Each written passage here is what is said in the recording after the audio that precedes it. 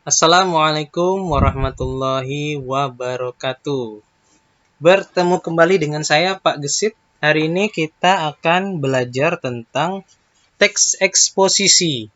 Jadi materinya kita sudah masuk ke teks ya. Sebelumnya kita belajar tentang paragraf. Nah, teks ini adalah gabungan dari paragraf. Dan hari ini teksnya adalah teks eksposisi. Kita mulai. Nah, sebelumnya kita ke pengertian dulu. Apa itu teks eksposisi?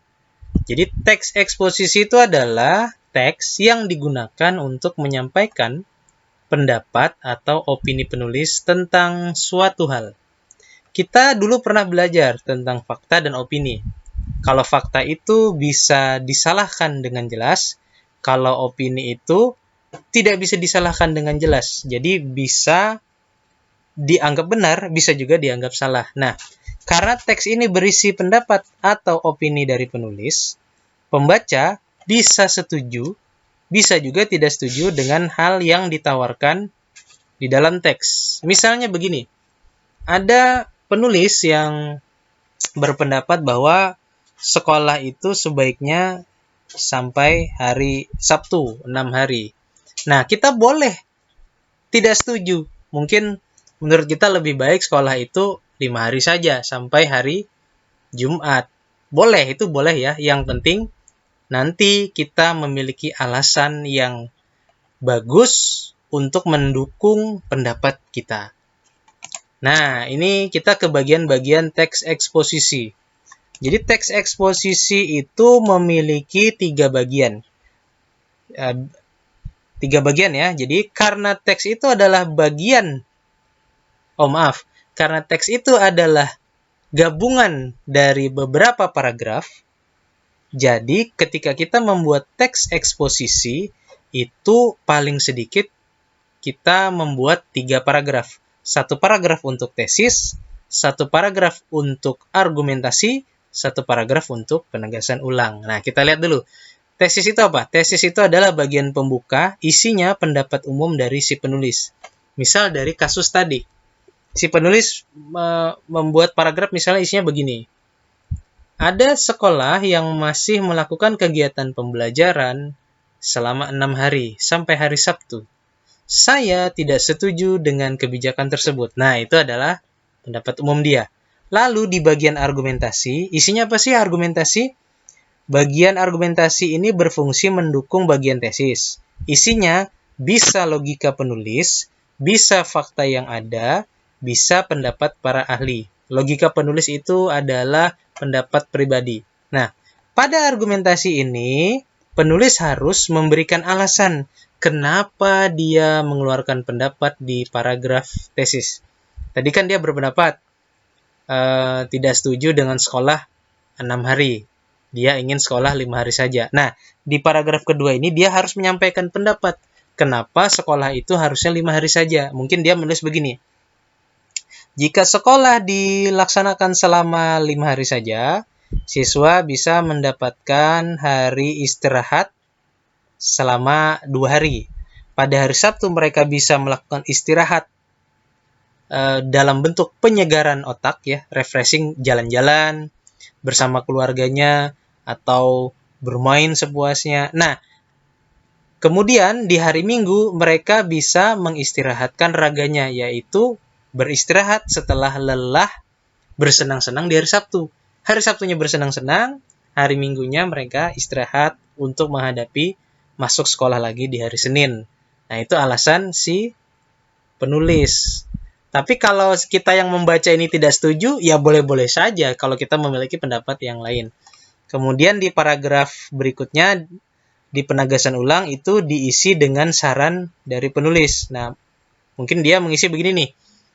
Jika memang sekolah harus diadakan sampai hari Sabtu, saya memberikan saran agar hari Sabtu itu sekolahnya tidak sampai siang, cukup sampai pukul 10 saja. Nah, itu ya mungkin pendapat dari penulis ya. Kita boleh saja setuju, boleh saja tidak setuju.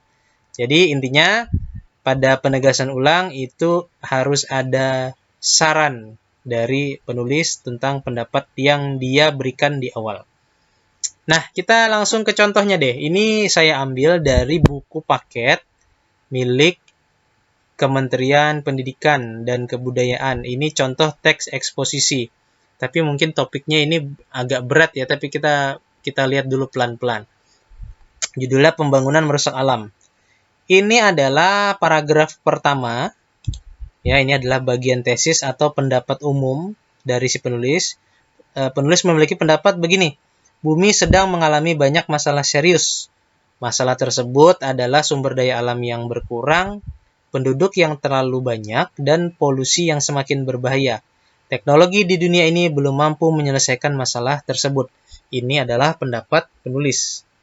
Mungkin kita tidak setuju, ya boleh-boleh saja. Mungkin menurut kita teknologi di dunia ini sudah mampu menyelesaikan.